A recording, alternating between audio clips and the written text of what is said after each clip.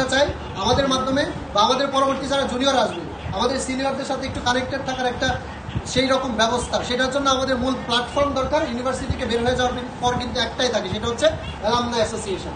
আর সেইটা যেহেতু আমাদের নাই, সেই জন্য হচ্ছে আমাদের এত বড় একটা গেম দীর্ঘদিন চলে গেছে। আমরা চাই আর লেনদেন না করে এটা যত শীঘ্রই সম্ভব এটা যাতে এস্টাবলিশ হয়ে যায়। এটার পেছনে আরো একটা কারণ ছিল, আপনারা জানেন লাস্ট একটা মুভমেন্ট হয়েছে, এই মুভমেন্টের পর অনেক পরিবর্তন এসেছে। সেই পরিবর্তনের হাত ধরে আমরা চাই আমাদের ডিপার্টমেন্টটাতেও কিছু না কিছু পরিবর্তন আসুক, এবং সেই পরিবর্তন আপনাদেরকে শুরু করতেছে।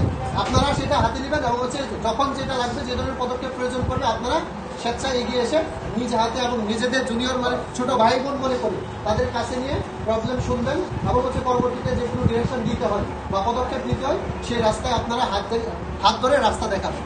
এখন হচ্ছে বিস্তারিত কথা না বানিয়ে হচ্ছে আমি সরাসরি পরিচয় পর্বে চলে যাই।